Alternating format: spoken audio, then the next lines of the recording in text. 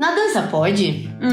Será que pode mesmo? Está começando o Na Dança Pode, um podcast memorável para o nosso mundo da dança. Afinal de contas, queremos proporcionar muita comunicação e trazer conhecimento de verdade para vocês. Prazer, eu sou a G Pérez. E eu sou a Jaque Coutinho e juntas nós somos as hosts do Na Dança Pode.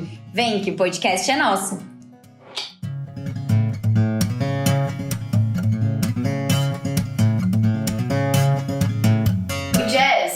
Dança toma conta cada vez mais dos corações dos brasileiros e ganha espaço como uma modalidade que tem um potencial muito grande em nosso país, principalmente quando se fala de profissão. Mas quais seriam as diferenças entre os estilos que abraçam essa modalidade? E se eu sou ou quero me tornar um professor na área, o que é importante pensarmos? Que honra enorme receber uma das maiores referências do jazz dance no país, Érica Novaes, seja muito bem-vinda. Eu que agradeço o convite, é um imenso prazer estar aqui com vocês. E é sempre muito bom falar de jazz, né? Com certeza. O jazz, assim, até eu falo, quem não passou por ele efetivamente de fazer essa modalidade, eu tenho um carinho enorme, porque eu comecei no jazz, e aí depois eu fui para outras modalidades, inclusive balé, né, a dança contemporânea, mas o jazz eu falo que ele sempre tem um carinho muito especial. E aí queria saber como que começou a sua história com o jazz, por que o jazz? Então, acho que como toda menina nova, a gente sempre começa pelo balé, né? É verdade. E eu comecei pelo balé clássico, mas eu nunca me encontrei dentro dessa dança. Eu sempre gostei muito. Eu entrei até por conta de um problema de coluna que o médico indicou. E até que na minha cidade em Indaiatuba, apareceu um professor argentino que mudou para Campinas e começou a dar aula em Indaiatuba, o Vitor. E ele veio com essa modalidade jazz, que até então eu não tinha ouvido falar. Não sei o que é isso. Mas também já fazia muitos anos. E eu comecei a me apaixonar. Eu falei, nossa, eu acho que eu sempre, por eu ter uma educação muito oriental, muito guardada, eu acho que eu tinha muita coisa para pôr para fora. E eu acho que o balé não é o suficiente para mim. Entendi. Nesse quesito, não a nível de aula, de técnica, não, mas a nível de dança mesmo, né? Aí eu comecei a me sentir mais viva. Aí ele foi embora, veio a Tânia, que foi minha professora de muito tempo, até que eu fui para a faculdade de Educação Física. Quando eu tive que optar que caminho seguir, eu falei, vou para a faculdade de Educação Física. Lá eu conheci umas amigas, e elas me convidaram para entrar na companhia de dança de Campinas. Entendi. Aí elas me falaram, vamos para São Paulo fazer aula? Lá na Joyce Kerman, que tem a Joyce e tem a Rose Calheiros. Eu falei, será que eu vou? Nova ainda, né? Eu tinha acabado de entrar na faculdade. Aí a minha mãe falou, vai, se é isso que você quer realmente, você fez a faculdade por conta da dança, então vai estudar. Quando eu cheguei em São Paulo, eu tive um baque muito grande. Mas assim, um baque enorme. Desculpa. Porque o que eu aprendia na minha cidade era um jazz mais solto, né? Entendi. E sem tanta técnica, mas era um jazz, mesmo assim. E quando eu fui para São Paulo, eu falei, Senhor Deus, acho que eu não quero mais jazz. E lá, a minha mãe falou, não, você não vai desistir agora. Não é porque teve esse obstáculo gigante no seu caminho que você vai parar. Aí eu continuei. E fui me encontrando cada vez mais. E sempre gostando desse jazz mais dance. Até que um dia a Rose Calheiros falou assim pra mim, Érica, eu percebo que você dança tão feliz o jazz dance, o jazzão, mas quando eu dou um adágio na sala de aula, você me mostra uma outra Érica. Entendi. Mais completa. Eu torci o olho pra ela, torci o nariz.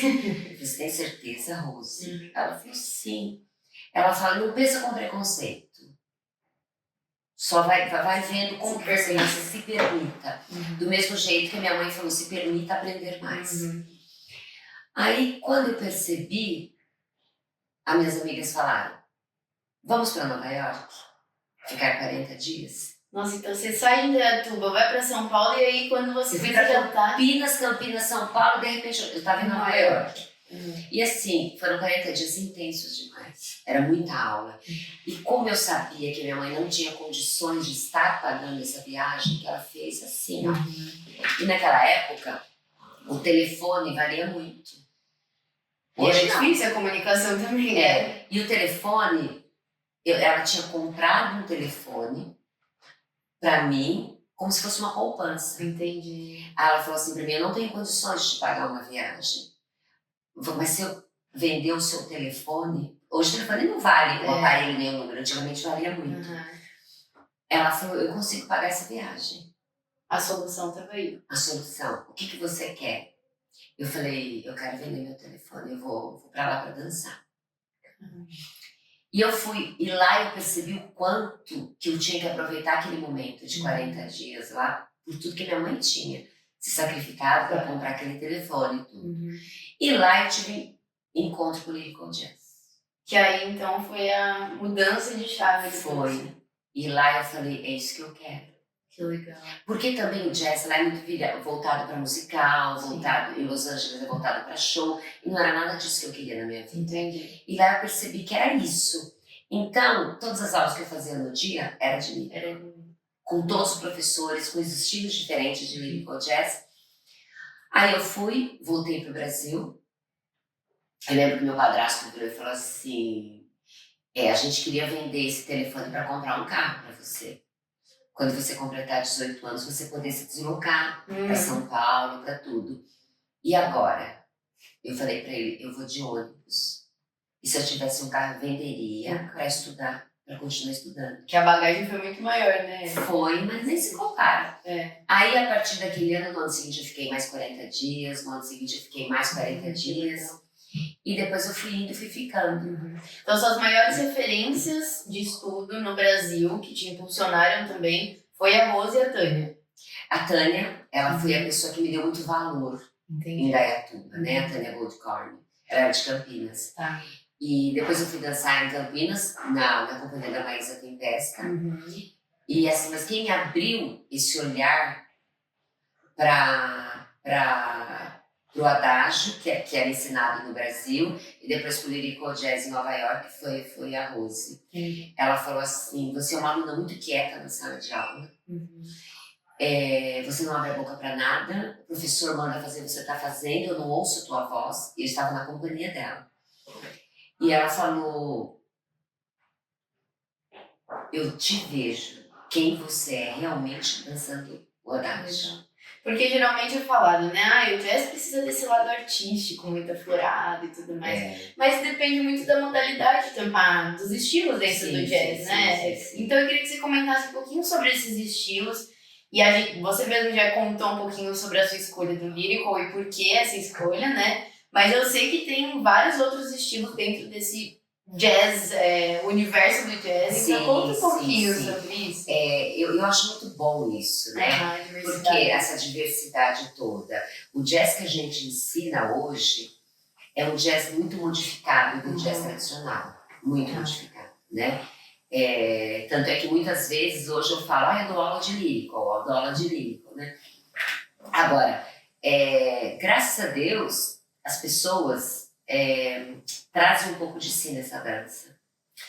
Tem o jazz, que é a parte de musical, né? Que a gente vê muito hoje sendo dado e um pouquinho. A gente precisa tomar muito cuidado, porque quando você fala de musical, ele também tem uma técnica de musical, né? Por exemplo, Foss. Então, eu acho que para todos os estilos que você vai, precisa ser estudado. Não é simplesmente fazer o que você quer.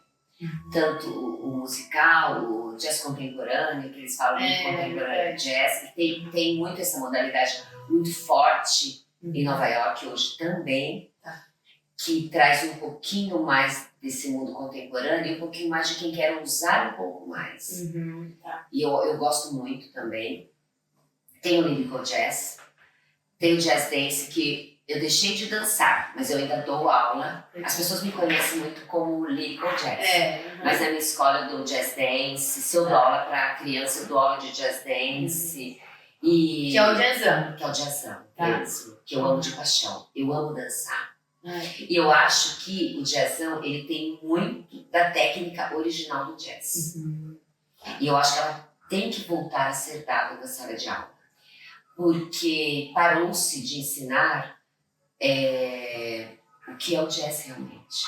Aí as pessoas vão modificando, e chega uma hora que você não reconhece mais o jazz. Por exemplo, nos festivais de dança, quando a gente tem lá a categoria jazz, mas realmente hoje em dia é muito transformado esse jazz que a gente vê nos palcos aí das competições, né? Sim. E como se tornar mais fiel à modalidade do jazz e os estilos do jazz propostos? Você acredita que tem conexão com esse conhecimento? Tem sim. Eu venho de uma geração que a gente dançou muito esse jazz tradicional.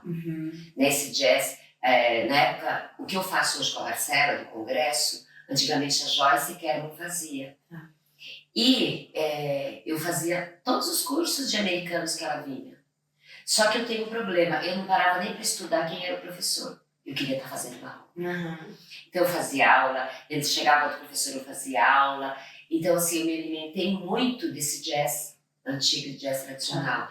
Então você consegue transformar um pouquinho essa dança, porque é natural que todo professor transforme um pouco, né? Se você tem essa base. Então a gente percebeu muito com o Congresso até que faltava essa base de jazz. E que é o que a gente tem procurado fazer. Né? E hoje eu tenho voltado, até nas minhas aulas de lyrical jazz, dar um pouquinho da base do jazz. Ótimo. Que se esqueceu muito. Eu acho que você só consegue transformar uma coisa, ser fiel, se você conhece a raiz e conhece de onde ele veio. Porque senão despersonaliza totalmente. Eu acho que é isso que falta. Então eu não culpo nem os coreógrafos de hoje. Eu acho que eu culpo até a minha própria geração que foi mudando e não sustentou isso. Então eu acho que a gente tem que voltar para trás, voltar a estudar. O arroz com feijão, né? O arroz com feijão, para poder ser mais fiel e respeitar esse estilo. E quais são as mudanças que você percebe do tempo que você começou o jazz para os dias de hoje? O que é mais perceptível, assim, para você? Então, a época que a gente competia em Joinville, né, eu achava o jazz mais vibrante. Eu achava o jazz mais jazz mesmo. Hoje, tem essa... O que eu acho complicado é que um grupo que vence o festival de Joinville, ela transforma todo o jazz do ano seguinte. Todo mundo segue uma linha. Então, a referência, uma né? referência. E eu acho que o grupo que ganha não tem que ser referência. Porque ele ganha porque aquele jurado estava lá, naquele ano ele foi o melhor. Exato. E porque aqueles grupos estavam competindo. Não necessariamente ele é o melhor do Brasil, ou ele é o melhor jazz que existe no Brasil. Né? Porque muitos grupos bons também não conseguem passar, não estão aqui. Então eu acho que a gente perde um pouco a personalidade.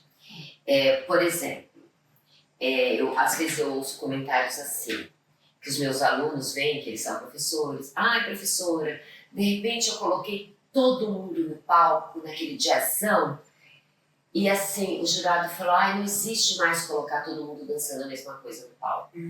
Mas o jazz antigamente era assim. Era assim. Né? Então, assim, aonde está escrito? Com que propriedade se diz isso? Né? Então, assim, é um pouco complicado você entrar na concepção coreográfica da pessoa. Eu falei, e você quis colocar essa hora tudo isso? E o jazzão, até se você for lembrar o jazzão da Roseli Rodrigues, também, né? Era muito carnal. E eu acho isso muito importante. Então, às vezes, eu acho que eles procuram fazer do palco um show. E para mim é um pouco diferente, né? Eu gosto de ver a qualidade do movimento. Eu gosto de ver um movimento orgânico desse bailarino. Então, assim, quando eu sou júri, eu pego muito nisso. Entendi. Eu pego muito na proposta, em cima do movimento, a qualidade de movimento. Porque a gente pede tanto para esse aluno fazer aula. Verdade. A gente trabalha tanto esse corpo, para chegar no palco a gente não vê nada disso. Eu sei que existe a parte artística, concordo plenamente, mas eu acho que tudo tem que casar, Com certeza. né? E assim, quando fala de lírico, as pessoas falam, né? Ah, e a Érica vai puxar sardinha do júri pro lado lírico, que é o lado que ela gosta. Coitada, eu sou muito mais cruel. Muito mais, né? Eu sou muito mais cruel com o lírico, porque é onde eu mais estudei. Então é onde eu exijo mais. E o lírico, só para entender, então, ele é o adágio do jazz. É outro andamento. Outro andamento. Quando eu aprendi aqui no Brasil, a gente aprendia num andamento mais tranquilo, né? Mas em Nova York, eu aprendi que ele é muito mais do que isso. Quer dizer, na verdade, adágio é uma coisa e lírico é outra, né? Ai. O lírico, ele tem uma característica muito... A técnica clássica, as pessoas falam, mas tem que dançar balé? Não tem que dançar balé.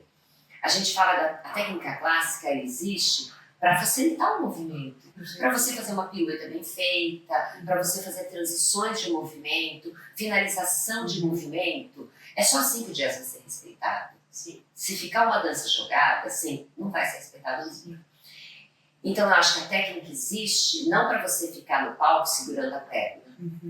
10 tempos ou 8 tempos. Não para você ser uma... Não é isso. Ela existe para limpar o movimento e para facilitar uma transição e você dançar. Ela tem essa técnica por conta disso. Ela tem fluidez, muita fluidez. É difícil a gente contar no lyrical jazz. 1, 2, 3, 4, 5, 6, 7, 8. Porque geralmente é 1 segurando 2 e vai. Tem essa fluidez, tem uma dramaturgia. E a dramaturgia, as pessoas acham que dramaturgia é fazer um rosto de sofrida. Não é isso. Não é isso, né? Eu ia falar exatamente Não, é você trazer pro corpo, pro movimento, essa dramaturgia.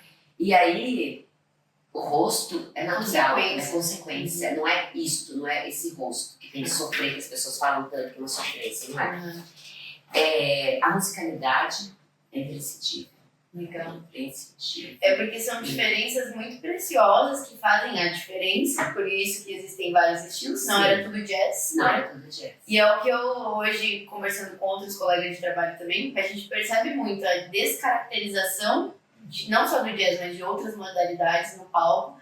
Mas eu acho que tudo isso responde muito bem, né? A pessoa pegar referências que acha que daí então endeusa aquele grupo ou aquela coreógrafa. Não pode. E a falta de estudo, né? E a falta de estudo. Eu acho que a falta de estudo é que faz chegar nesse ponto. É verdade. Eu acho que é a falta de estudo que faz chegar nesse ponto, né? E aí é um ponto legal, Érica, que eu até já escutei você falando e trazendo essa pauta sobre as habilidades artísticas de um professor e pedagógicas de um professor.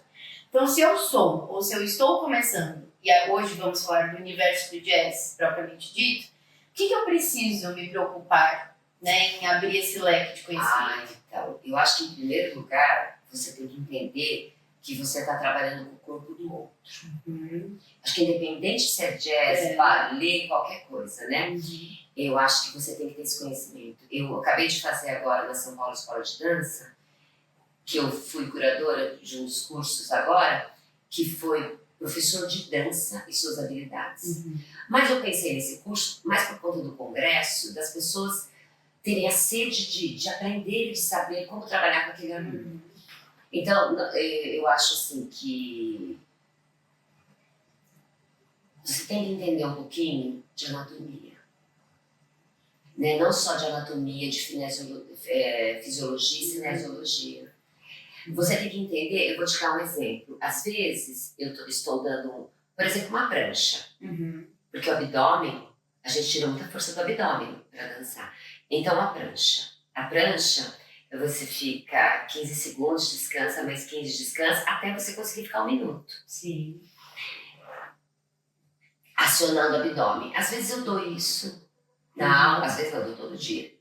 Eu dou um outro exercício. Quando eu vou ver em vídeos que os professores postam, desculpa, eu estou engasgando, eu vejo que Aguenta aqui pra você. vira uma coreografia. A pessoa passou pela prancha 1 segundo e já foi. Eu Faz falei, parte, né? Senhor Deus. Né? Então, assim, eu procuro preparar bem o corpo desse aluno, porque eu sei que o movimento que vem depois eu vou precisar daquilo. Com certeza. Eu vou precisar dessa musculatura muito preparada. Aí eu venho com trabalho técnico e depois eu entro nas diagonais, até para soltar, liberar um pouquinho depois, e a sequência. Então, eu acho que também tem que ter um lado pedagógico muito forte. E como buscar esse conhecimento pedagógico, né? Então, tem que estudar, né? É. Porque é que na faculdade a gente aprende isso. Sim.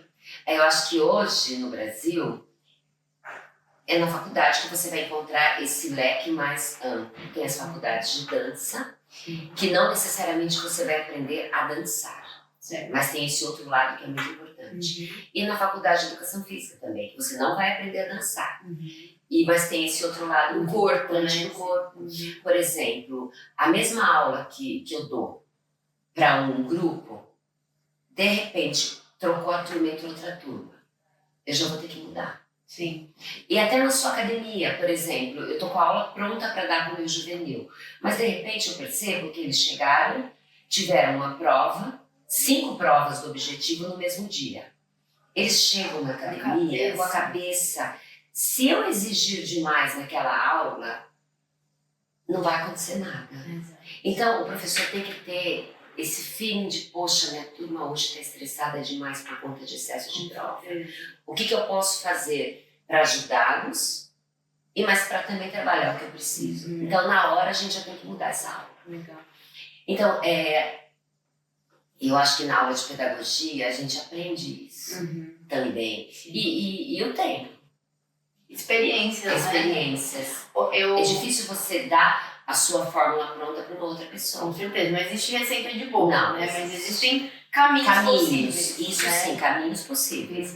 Eu acho que esses caminhos que a gente tem que procurar. Sim, e eu tava até falando com outros colegas, em outros episódios a gente já falou sobre isso, caminhos de formação na dança, não generalizando, mas acontece bastante de ser autorais. Sim. Então a pessoa vai pegar um curso aqui, aí ela vai fazer... E não existe caminho certo ou caminho errado, né? Não, é desde que haja esse estudo. Né? O problema é quando a pessoa se torna um professor e, porque eu vi ali um vídeo do YouTube, então... mas eu acho que isso é 80%. Infelizmente. Isso eu acho um pouco complicado realmente, porque eu volto a falar, a gente trabalha com o corpo do outro. Exato. É uma responsabilidade, né? Sim, eu acho que assim, mesmo eu, por exemplo, eu vou fazer 60 anos esse ano, eu morro de medo de me machucar. Porque eu preciso desse corpo para dar aula. Com certeza. E eu vejo assim, muitos jovens de 30 anos, professores, já não vou abaixar porque eu já estou com problema no quadril, já vou pôr prótese. A gente não pode. Exato. Né? A gente precisa ter o cuidado com o nosso corpo, conhecer o nosso corpo e ter o cuidado com o corpo do nosso aluno e fazer com que ele conheça esse corpo também. Com certeza. Ele precisa conhecer esse corpo. Porque afinal de contas o aluno ele se torna muito reflexo desse professor, né? Sim. E aí talvez esteja uma bela questão do por que a dança é tão informal hoje em dia ainda assim? Opa, uma pausinha de leve aqui no nosso episódio para te contar que agora você também pode apoiar o seu podcast de dança, o Na Dança Pode. Através da plataforma Apoia-se, há diversas formas de você conferir e colaborar com a gente, ganhar várias exclusividades para fazer parte da nossa comunidade e contribuir para que o nosso pod continue crescendo e comunicando muito na dança. O link você encontra depois que terminar de escutar ou assistir o seu episódio aqui na nossa descrição. Na Dança Pode apoiar? Pode sim. Apoie o Na Dança Pode. Porque os profissionais que talvez estejam no mercado, os 80%, como você falou, talvez não se atentem a isso. Como que eu estou fazendo hoje na minha carreira é o exemplo que eu vou estar dando para o meu aluno, para o público. E aí é aquela coisa do grupo, do festival de dança que torna uma referência. Sim. E a gente não sabe nem o porquê que a pessoa pegou aquilo como referência. É isso. E eu fico muito feliz, assim, por exemplo, eu às vezes vou dar um ensaio no meu grupo de sábado. Eu falo, gente, cheguem meia hora mais cedo, se alonguem, preparem o corpo para entrar. Eu chego, sempre tem alguém, professora, dá aula antes. Então, assim, eles têm a necessidade da aula. Eles têm a necessidade. E quando eu viajo, agora eu vou viajar em circulação com o grupo, se eu estou resolvendo um problema técnico, sempre alguém vai dar aula para eles no palco, deles. Porque eles já foram ensinados, Sim. isso é importante. E às vezes, assim, quando nós estamos em cursos, que eles vão fazer curso de outro professor, e se de repente o professor já pede um movimento brusco logo de início, eles já me olham assim, sabe? Mas eles já têm a maturidade para trabalhar esse corpo antes, porque não sabe como vai ser o professor vai trabalhar. Porque esse é um ponto interessante de você falar, porque hoje a gente vê que estamos numa geração que a gente quer o resultado final, que é o palco. Né? E esse processo todo antes da sala de aula é muito importante. E talvez seja isso que a gente assiste no palco de diferente. E aí sim a gente pode falar que são grupos que se destacam, porque são grupos que priorizam esse processo todo. Olha, é duro falar. Mas eu já vi grupo ganhando que não prioriza tanto. Por quê? Depende muito, né? Porque às vezes vai muito pro visual também. E as pessoas, você é público, você percebe que às vezes a pessoa deu 3 piruetas, a plateia vem abaixo. Estou dando exemplo por causa do balé clássico, por exemplo. Fez uma acrobacia no palco no jazz, a plateia veio abaixo. Jogou a bailarina para cima, rodou, caiu, a plateia vem abaixo. Verdade. Né? A gente não para ver o contexto todo. Né? Então, assim, eu acho triste, por isso que eu falo. Aí chega um grupo desse e ganha. Aí vira referência. Né? Eu primo muito pela qualidade do movimento, pela sala de aula. Eu acho que é lá que é o começo, meio e o fim. Entendi. Porque se um bailarino for prestar uma audição para uma companhia, é na sala de aula que ele vai passar, não é no palco. É verdade. A nota maior é da sala de aula. Então, assim, e a gente sabe muito bem que a maioria dos professores, dos bailarinos, não vão entrar em grandes companhias, porque não temos companhias de jazz no Brasil. Tem nem número nem vaga para isso, né? Então que você vai estar formando pessoas que vão estar multiplicando o conhecimento. Com certeza. Né? Então essa é a minha maior preocupação mesmo. Exato. E até nisso tem que ter a tal da responsabilidade. Até nisso não. Principalmente nisso, né? Eu acho que é muito sério você trabalhar com o corpo do outro, é muito sério você entrar numa sala de aula e trabalhar, principalmente porque são 20 corpos diferentes. Verdade. Né? Como trabalhar? Né? Aquele aluno lá tem hiperextensão posterior, então ele não pode fazer tanto esse alongamento que aquele que não tem pode. Aquele tem encurtamento de tendão de Aquiles, então eu preciso trabalhar mais esse alongamento desse tendão. Então são coisas que vão ajudá-lo no movimento depois. Não é uma coisa tão boba. Né? Então, assim, vai ajudá-lo. E aquele que tem hiperextensão, como que eu trabalho com ele para conseguir segurar esse movimento, né? Aquela aluna que já nasceu rasgada, ela precisa trabalhar muito a musculatura para conseguir segurar essa perna. Sim. Também, para não ir e voltar à toa. Você não pode não ter o controle do seu corpo dançando jazz. Você precisa ter o controle desse corpo. Não é só botar uma música e sentir com a alma, né? Não é. A gente fala muito, entra no palco, vou sentir com a alma. Mas até você sentir... Tem muita coisa ali. Tem muita coisa, né? E assim, você tem que estar com o corpo todo trabalhado e com esse conhecimento do seu corpo para você se libertar e realmente sentir. Isso é verdade. Aí, então quer dizer que habilidades artísticas e pedagógicas a gente não precisa nem falar que é um conjunto de coisas, né? Não é só escolher um negocinho da caixinha de ferramentas, né? Tem muita coisa que envolve. Nesse curso que eu dei, que eu fui curadora, eu coloquei a anatomia do movimento com a Andreja, que está aqui. Coloquei com a Renatinha a pedagogia do movimento. Pedagogia da dança. O Harry, ele deu aula de previsão de lesão, previsão de lesões, né? Como prevenir lesão numa sala de aula e mais cursos que tiveram também de iluminação, de tudo. Mas a gente precisa ter este conhecimento. Importantíssimo. É importante. E quando você vai colocar um balé seu no palco, você também já tem que pensar na luz, então tudo você tem que saber. Exato. Mas eu acho que antes disso, a gente está na sala de aula, é o começo. Exato. Eu costumo e a Marcela, a gente fala muito que é o começo, o meio e o fim. É onde a gente mais fica. Legal. Se vocês ainda não assistiram, tem um episódio, inclusive com a Marcela, onde ela fala mais sobre a história do jazz. E foi um episódio riquíssimo também. E essa questão de carreiras profissionais na dança em relação à modalidade jazz é uma coisa que a gente vê, e aí eu quero sua opinião sobre, que vem crescendo muito no Brasil. Talvez por conta do crescimento dos musicais também, porque talvez a gente veja bastante hoje em dia as opções dos musicais e tal, e sempre no musical é pedido algum estilo de jazz ali, o Broadway jazz, né? E talvez seja esse o olhar que a gente tem, a perspectiva que a gente tem pro jazz, ou realmente estamos caminhando para se abrir ali caminhos para dança profissional em relação ao jazz? Eu acho que, por enquanto, ainda é o caminho. Outro curso que eu dei lá é essa dança corporativa, a arte da dança nos eventos. O que mais está empregando realmente é musical, é TV. Tem The Masked, tinha o programa da Xuxa, né, na Record. Os corporativos. Corporativo emprega bastante o jazz. E parques, hotéis, também que é corporativo, né? Por enquanto, ainda hoje, é o que mais emprega. Os grupos de jazz sobrevivem de leis. Né? Por exemplo, o meu, agora eu tô com uma Lei Paulo Gustavo. Então eu vou circular com a Lei Paulo Gustavo. Mas o gozado é que meu grupo, ele é um grupo de uma escola, que eu consegui essa lei. Mas assim, eu tenho lá dentro educador físico, tenho pessoas de várias profissões, né?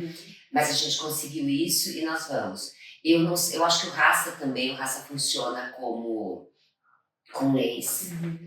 Certo. Então, assim, é difícil é diferente de uma Balecidade, de uma São Paulo Companhia de Dança, que estão pelo estado, pelo município, e como outras companhias aqui do Sul.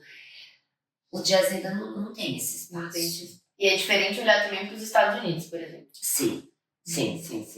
Mas assim, até nos Estados Unidos, eu acho que o povo do jazz, ele vai para musical, vai para outros lugares. Eu também acho que são poucas companhias de jazz, né, que tem essa sorte. Privilégio. Esse privilégio. Mas assim, eu não vejo ainda no Brasil tão cedo uma solução para isso. Eu não vejo um caminho, né? Eu acho que tem algumas companhias que são sustentadas pela prefeitura local. Mas eu ainda não. Eu acho que a gente precisa lutar muito, trazer esse trabalho, mostrar esse trabalho mais sério. Eu e a Marcela, nós começamos o congresso depois que a gente ouviu aquela frase aqui. Em Joinville, o jazz morreu. Aquilo lá bateu assim no coração de todo o jazz, né? E eu lembro muito da Roseli nessa reunião, que ela falava, o jazz não morreu, a luta dela pelo jazz. E aí eu falei, o que nós vamos fazer por esse jazz, pelo amor de Deus? Foi quando a gente resolveu fazer o congresso e falou, vamos trazer mais informação para esses professores. E é muito legal essa iniciativa que vocês fazem. Porque foi por conta disso mesmo, né? Mas eu acho que falta, mas isso, o jazz se uniu muito com o congresso, graças a Deus. Mas eu acho que falta, mas assim, uniu a nível das escolas. Né? Mas eu acho que agora falta as pessoas que têm companhia, que têm grupo. Profissionalmente, se unir mais agora. E aí a gente sabe que toda modalidade, com os anos, elas passam por adaptações, né? Por conta de tendências, etc. Talvez essa seja uma adaptação que o jazz vem passando em relação à empregabilidade no entretenimento. Produções, corporativo, como você falou. E como acabar com esse preconceito do entretenimento? Porque eu sinto que ainda há um resquício de mas eu tô empregada num show, mas eu faço TV. Tô no navio. Exatamente. Não é um prestígio que um artista falaria se eu estou numa companhia de dança profissional e oficial. E as pessoas realmente olham com o olhinho torto. A pessoa, a gente tem que pensar da seguinte forma. Aquele bailarino só está naquele show porque não tem outro lugar para ele estar, porque ele precisa sobreviver. Exato. Aquele outro está no navio, aquele outro está na TV, porque é onde está pagando. E o bailarino, o profissional, ele precisa sobreviver. Então, você não pode ter esse preconceito. Mas tem. É. A gente ouve, nossa, mas ela foi parar lá. Até eu, às vezes, eu assusto. Nossa, mas que bailarina de qualidade, agora tá num navio. Mas daí eu falo, mas vai fazer o quê? Vai fazer o quê? Exato. É o que tá empregando. É o que tá dando dinheiro. É o que tá pagando as contas dele, né? Então a gente não pode criticar. Não tem o seu lugar. Tem. E isso acontece ainda mais quando eu vejo, né? Acontecer muito mais quando o bailarino era clássico, estava no balé clássico e foi para um navio fazer a dança corporativa. Sim. Nossa, aí parece que o mundo cai, né, pessoal? Mas agora eu vou fazer uma pergunta para você. A pessoa que criticou esse bailarino deu um emprego para ele? Não é? Então não tem direito de criticar. Exato. Não tem porque é muito fácil a gente falar. Mas É a assim, solução. eu tenho dó realmente daquele bailarino com aquela qualidade, tá num navio ou tá num show. Mas vai fazer o quê? Exato. Estudou tanto, dançou tanto na vida, trabalhou tanto tecnicamente, mas não teve espaço. E depende Tem espaço do show e do navio também, né? Porque a gente... É isso, esse preconceito acontece, mas a gente não sabe realmente o trabalho que tá ali. Tudo bem, tem alguns lugares que realmente, né, a gente ouve por aí muita coisa. Mas eu não acredito que todo show ou navio ou coisa Seja corporativa 100% assim, né? né? Eu acho que... Eu também não. Eu não posso dizer porque eu nunca estive, né? Exato. A única experiência que eu tive, olha como que é. Eu fui com a minha família, meu marido e meus filhos, num navio. Ficava 7 dias. E aí, naquela época, foi uns anos atrás, você chegava, quando o navio ia zarpar, você tinha que colocar o colete e ir para uma filinha para ter o treinamento. E eu fiquei na filinha com meu marido e meus filhos e eu vi que a equipe que ia treinar passava, olhava e voltava. Daí vinha com uma outra pessoa, passava, olhava e voltava. Eu falei, ixi, será que nós estamos com o colete errado? Aí até que vieram falar comigo. Tudo bem? Eu falei, tudo bem. Você trabalha com dança? Eu falei, eu trabalho. Você é a Erika Novak? Eu falei, eu sou. Pelo amor de Deus, saíram correndo. Você não entendeu nada. Não, daqui a pouco veio o coreógrafo. Ai, Erika, que prazer receber você no navio. Eu só queria que você não reparasse nas coreografias, porque é pra navio, isso, aquilo. Eu falei, mas eu vim aqui pra passear. Exato. Imagina, e se eu ver um trabalho de dança no navio, eu vou curtir esse Exato. trabalho também, né? Eu vou entender que é num navio tudo isso. Mas assim, a vergonha deles de dançar pra mim. Então. Eu falei, mas que isso? Exato. Eu acho que o lugar das pessoas que estão nesses lugares, elas mesmas acabam se menosprezando. Também, né? É triste isso. E do mesmo Porque ponto... também não é o lugar que ela queria estar. Exato. Do mesmo ponto que a gente precisa formar plateias a nível de ter um conhecimento, de saber que nem toda acrobacia feita no palco é uma coisa que pode levantar a galera, parte desse mesmo ponto. Às vezes você tá num trabalho que não é o que você gostaria, mas pode ser legal, ele pode ser valorizado se você se der o valor. Sim, isso com certeza. Eu, toda lírica, eu já dancei na feira UD. Nem existe essa feira hoje, não sei nem se existe. Chama Feira de Utilidades Domésticas. Chamava UD. Eu já era casada. Tinha filho? Não tinha filho. Eu fui prestar uma audição para Filco Itachi, um stand de televisão. Filco Itachi, existe ainda Filco Itachi. Aí, nós éramos em 5 bailarinas e 3 bailarinos, nós subíamos, dançávamos no palco e depois tinha um intervalo. Num dia desses intervalos, eu estava sentada numa escadinha, veio um senhor querendo me conhecer e me dando um cartão para eu procurá-lo. Que ele achou que eu tinha um jeito de manequim. Eu falei, tá bom, 1,59 de altura, com esse corpinho de japonesa, manequim, para, né? Aí que eu entendi que era para outras coisas, mas eu me dei o respeito. Exato. E rasguei o cartão e pronto. E pensei, vou continuar dançando. Porque o cachê era bom e eu precisava daquilo, eu estava com as minhas amigas e tudo bem entre nós. Mas eu percebi que as pessoas que olhavam com outro olhar. Tem muito isso, os dois lados da moeda, né? Como Sim. você se vê e como o outro te vê. Te ver. O que importa pra você, como você se vê ou como o outro te vê? Sim. E realmente, tem muitos lugares, profissionalmente falando, que a gente tem que se perguntar, isso vale a pena o preço que eu vou pagar por isso? A exposição que eu vou estar ali? Porque a gente vê muitas coisas de vagas abertas e oportunidades hoje em dia vem crescendo cada vez mais. Só que essa vaga pra você, isso faz sentido? Sim. Porque senão a gente se expõe a cada coisa também, Sim, né? sim. Eu também acho que você também tem que... Não é assim, tô com a faca no pescoço, vou pegar qualquer coisa. Exato. Não. Quando você vai aceitar um trabalho corporativo, você também tem que ver com quem você está trabalhando. Exato. As condições As trabalhistas. condições trabalhistas, tudo isso. Isso é muito tudo isso. Mas a maioria das pessoas não tem esse discernimento. Porque às vezes tem que pagar a conta, né? Pagar conta. E tá tudo bem nesse caso, porque o que a gente vai fazer? A pessoa precisa pagar realmente o aluguel. Então existem casos e casos, mas o conhecimento também pode te ajudar a chegar num outro patamar. Precisa. Né? Eu acho que a gente precisa se dar valor também. Né? Se você quer corporativo, ótimo, se dê o valor e veja naquilo que tem mais a sua cara. Com certeza. Hoje eu, Érica, né? Eu não faria essa feira que eu fiz. Mas na época fez todo sentido. Na época fez. Hoje já não, porque hoje já sou mãe, já sou velha, já sou tudo isso, né? Mas você tem que saber qual é o seu lugar. Exato. Qual o momento da sua trajetória. E qual momento e qual lugar merece que você esteja lá. Verdade. Né? Eu acho que o respeito pelo bailarino acima de tudo. Com certeza. Você contou da luta da Roseli, mas eu queria saber qual que é a luta da Érica Novak com o jazz dance no Brasil hoje. Eu acho assim que o congresso me facilitou muito, né? Eu acho assim que antigamente eu competia, então as pessoas me viam como competidora contra. Com o congresso a gente trabalha para que melhore o jazz no Brasil.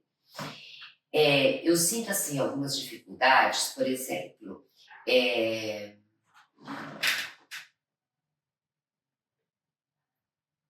com o meu grupo. Eu trabalho com o meu grupo aquilo que eu acredito. Eu trabalho a nível do jazz antigo até. Né? Eu não entro nessa que isso está ganhando festival. Mas isso foi uma opção minha, há anos atrás, com o próprio festival de dança. Que teve uma pessoa, o Roberto Pereira, que ele foi júri aquele ano. E eu tinha tido 9.8, e ele me deu 6. E aí eu conversando com ele falou, Érica, você descobriu a fórmula do primeiro lugar e você está deixando de ser artista. Ele falou, pensa nisso. Se você quiser continuar vindo para cá, traga um trabalho mais artístico, para que você inspire as pessoas desse modo artístico. Né? Então, assim, eu trabalho com o meu grupo aquilo que eu acredito. Não é aquele trabalho que vai as pessoas puxarem o cabelo e gritarem porque, não. Eu trabalho com jazz, técnica e sentimento, mas assim, a técnica para mim é muito importante no que eu trabalho, né? E eu trabalho aquilo que mexe com o meu coração. E talvez seja essa toda a diferença. Né? E assim, pode ser que a plateia vá assistir, mas não saia assim. Sabe? Não saia gritando. E eu nem quero que saia gritando. Que bom, né? Que bom. O que eu sinto de problema para mim a nível de Brasil, por exemplo, eu vou ser júri aqui de Joinville. Você não pode ter vínculo com nenhum grupo. Só que eu tenho vínculo com todos. Com todos, porque desde que é uma comunidade do jazz, né? E eu faço questão de ter amizade com todas as pessoas que estão trabalhando no jazz, pra gente poder trocar. Né? E as pessoas falam, a Érica vai gostar do lírico. O que eu menos vou gostar, com certeza, é do lírico daquela noite, porque eu vou colocar muitos defeitos. Exato. Coitados de quem? A Érica tem mais amizade com eu tenho amizade com todo mundo. Sim. Né? E eu acho que, nesse ponto, eu sou muito profissional. É isso que eu ia falar, a Érica é profissional acima de tudo, né? Assim, eu vou perder amigos, mas eu vou ser honesta. Com certeza. Mesmo perdendo amigos. Já aconteceu isso, deu dar uma nota baixa para um grupo por causa disso, e a pessoa muito chegada a mim, que no dia seguinte já não me olhou na cara. Mas a minha consciência está muito tranquila, ela vai entender. Exato. Ela vai entender lá na frente que realmente o trabalho não estava bom, mesmo sendo minha amiga. Sim, como você fez aquele 6 no aprendizado, né? Que a pessoa possa também saber interpretar. Então, eu acho que os meus amigos têm que entender. Com certeza. Tem que entender isso. Porque a mãe é a nossa mãe porque ela puxa a nossa orelha. Uhum. Né? A Marcela puxa muito a minha orelha, eu também puxo muito a orelha dela. Sim. Eu acho que tem que ser por aí. Eu acho que amigo não é aquele que vai te dar um troféu de primeiro lugar. Amigo é aquele que vai te apontar o que está errado. Com certeza. Né? Então eu acho que nesse ponto a minha consciência vai ter que estar muito mais tranquila. Com certeza. E eu acho que a minha luta pelo jazz é tentar ser o mais honesta possível. Legal. Sabe? Mesmo que eu perca amigos, porque eu sou muito júri em muitos lugares. Sim. Verdade. E as pessoas se decepcionam. Aí no ano seguinte não vai fazer meu curso porque eu dei. Mas eu sinto muito. Eu sinto muito. Senão a gente caminha para aquele jazz que vira uma coisa só e não é esse o caminho que é a sua luta. Então, uma coisa que eu vou falar do lírico. Ganhou-se uma menina dançando lírico no sol.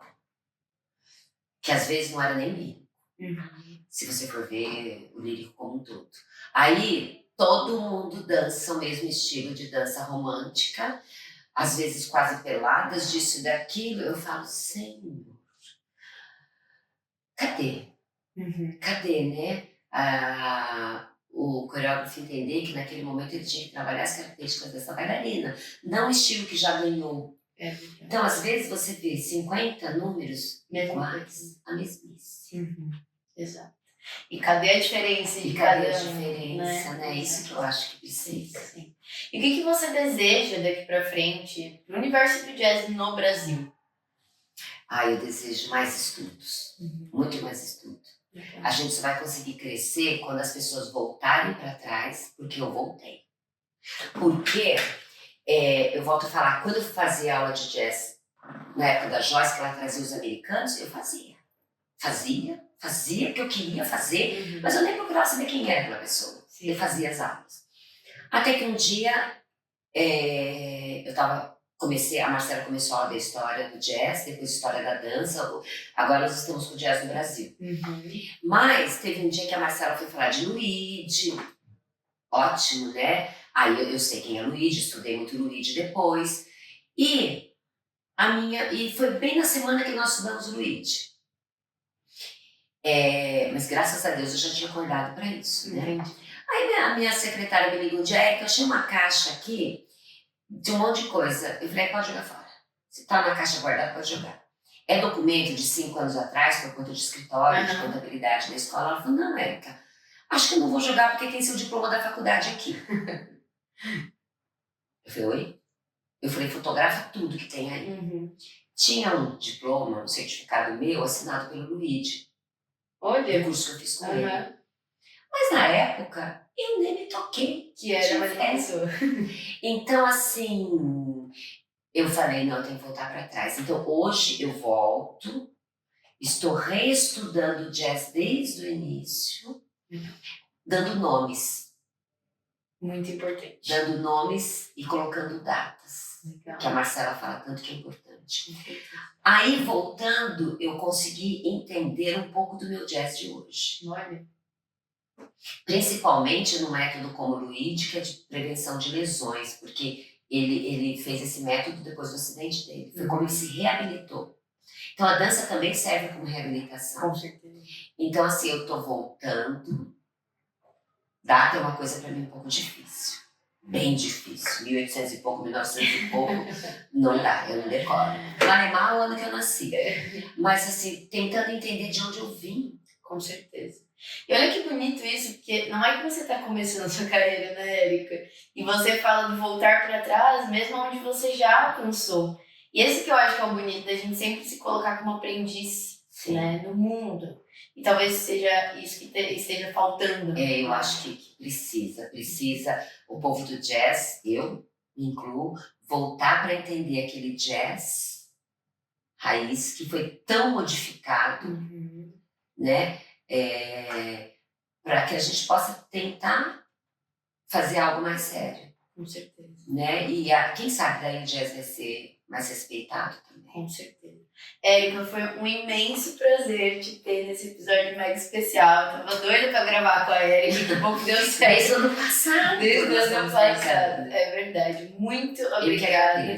Vida longa ao jazz, porque eu sou fãzaça, assim. Eu sou apaixonada que tenha uma vida longa, que todos façam muito sucesso. Nossa Senhora. Muito obrigada, viu, gente? Valeu. E aí, curtiu esse episódio? Que tal então deixar o seu feedback aqui pra gente? Ele é super importante para nós e ficaremos super felizes em poder falar com você. Não esquece que você também pode deixar o seu like e ainda dá para você avaliar o nosso podcast nas plataformas Spotify, YouTube e Orelo ou, claro, na sua plataforma favorita. E se você tiver alguma sugestão de temática para os nossos próximos episódios ou até mesmo de convidados, manda lá no nosso Instagram, @nadancapodcast. Estamos de olho em você, hein? Valeu demais e até a próxima!